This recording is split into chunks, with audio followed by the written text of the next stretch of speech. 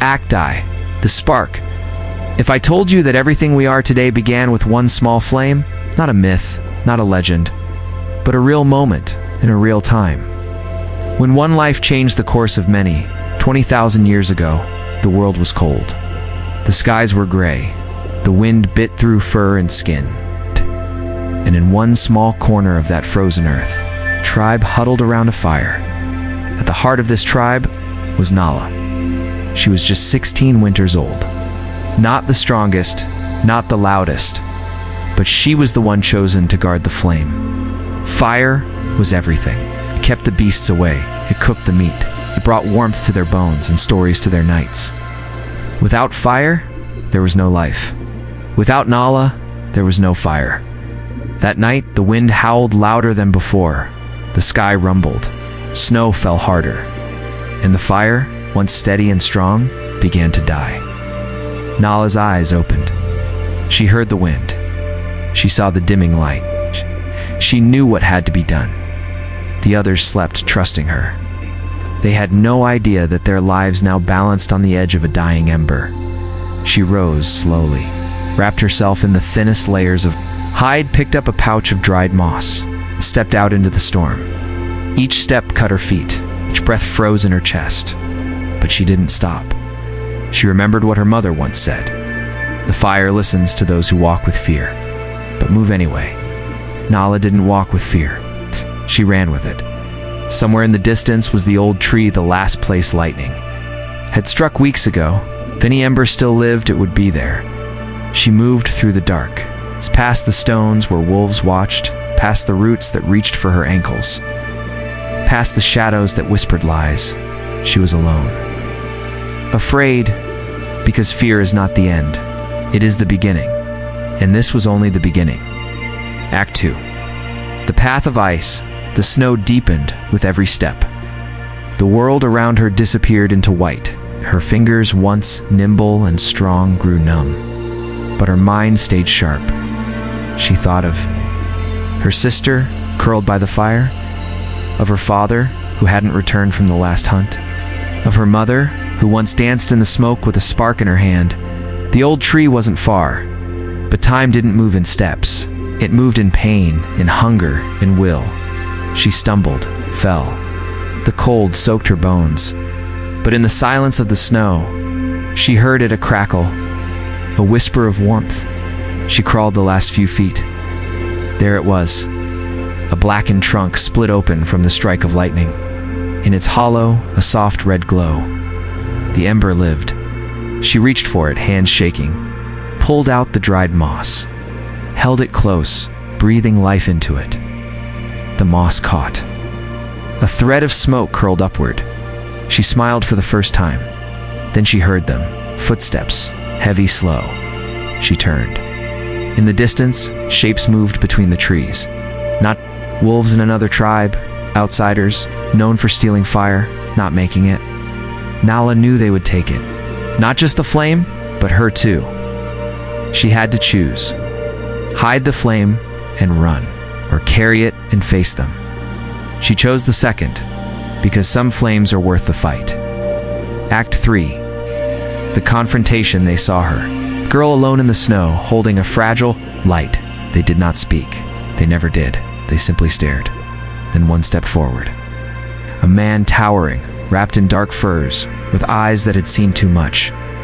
He pointed to the fire in her hands. Nala didn't move. She stood firm, arms around the ember like it was part of her. He took one step, then another. She remembered what her mother had said again. The fire is not given, it is earned. So she spoke, only one word. No. The man stopped, looked at her, then looked at the others.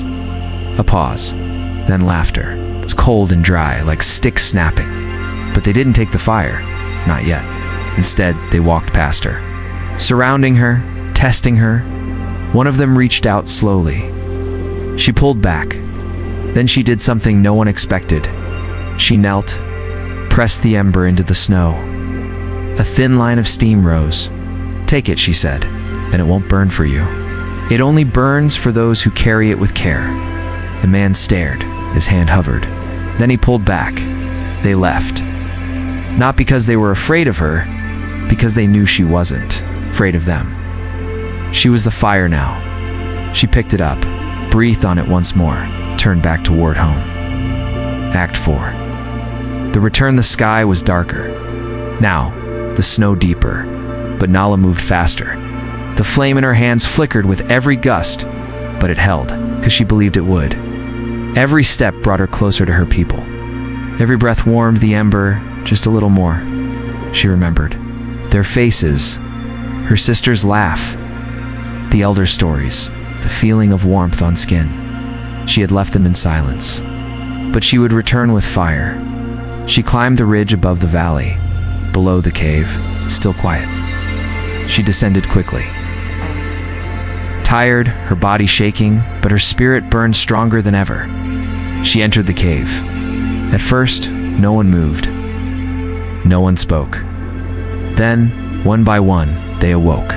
Eyes wide, faces full of awe. She knelt at the fire pit, laid the ember down. Fed it dried grass, twigs, breath. The flame rose. Light spread across the cave. Shadows danced again. Someone wept. Someone laughed. A child reached toward the warmth. Nala didn't speak. She didn't need to. The fire told the story she had faced. The storm, the cold, the unknown. She had stood against men twice her size. She had returned carrying the light. Not just a flame, a future. She sat beside the fire. Her sister curled into her arms, and for the first time in many nights, the tribe sang. Act 5. The legacy seasons passed. The storm faded. The world softened, but they never forgot the night the fire almost died. Children would gather around Nala now, asking her to tell the story. She never exaggerated. She never glorified. She simply said, "I did what had to be done." The elders called her Keeper of Flame, the others just Nala, and she liked that best. She taught the next Firekeeper, her sister, then her daughter, then her daughter's son. The story changed over time, details blurred, but the spark remained. One small act, one girl, one fire. That's how it all begins. And somewhere in our bones, we remember her every time. We gather around warmth, every time we protect something fragile. Every time we carry the light forward, we are all. In some way, the children of fire, the story of Nala lives on, because fire never forgets the hands that carried it home. Asterisk, Act 6. The mark of fire time passed, but fire remembered. Nala's name was now spoken with quiet reverence, not just in her tribe, but beyond.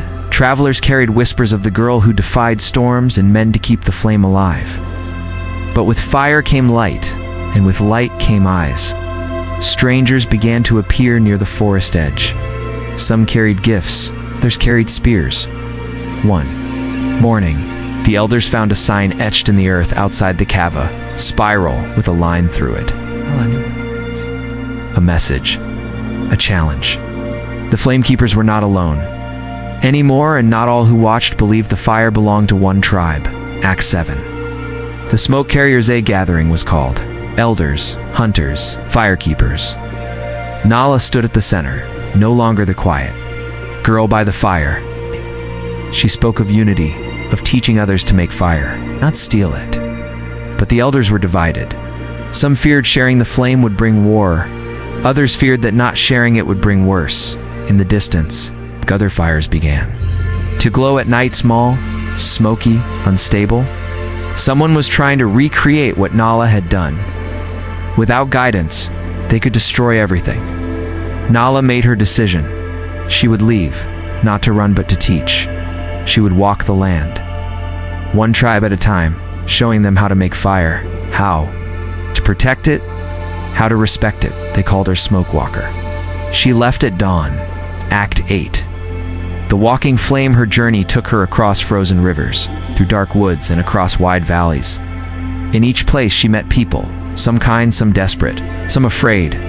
She showed them how to strike stone, how to dry moss, how to listen to the wind. Not all believed her. One tribe tried to trap her, demanding the secret stay with them. But fire, like stories, could not be caged. Nala escaped with nothing but ash on her skin and determination in her heart. One child followed her, then another. So when she was not walking alone, she was leading a line of students keepers of a new way. They were not just surviving, they were building. Act Ikes, the fire thieves one night. Smoke rose not from their camp, but from the valley below. The village burned. They arrived too late. The fire thieves had come. Not content with learning, they took by force. Villages who refused to give fire were destroyed. Nala saw children like her cold, afraid. Alone, she knew the time for walking was over. It was time to stand. Not as a tribe, as a people. Act X. The first circle they gathered in a great Valinala, her students and the tribes who had accepted. Her fire, they lit a circle of flames. Not for warmth, for unity. Each tribe brought their own stone, their own spark, their own voice. It was not a council. It was not a war camp. It was the first civilization. They called it Tar, meaning together. Here, stories were shared. Fires exchanged. Children learned the names of stars, but peace was fragile. The fire thieves returned this time. In numbers not in Alice stood at the edge of Tar with the first child who had followed her, now a young warrior. She did not raise a weapon. She raised a torch. "We do not fight to destroy," she said. "We fight to protect what we all share." They stood, flame in hand, ready, and for the first time, fire did not divide, it united. Act She. The ashes and the seed, the battle was short but fierce. Smoke clouded the sky. Sparks flew into the trees, but the fire thieves were driven back not by swords, but by the will of many. Tar survived, but the cost was heavy. One of Nala's students, the first, was lost in the blaze. Nala wept by the river that night, not for the fallen, but for the fear she saw in the next child's eyes, that fire could one day destroy everything it built. So, she made one final vow, to write the fire into the land. Not just in flame, but in symbols, in carvings, in stories. The first cave drawings began that night. A woman, a flame, a line of children. The flame would no longer live in only the hands of one, but in the memory of all. Act 12.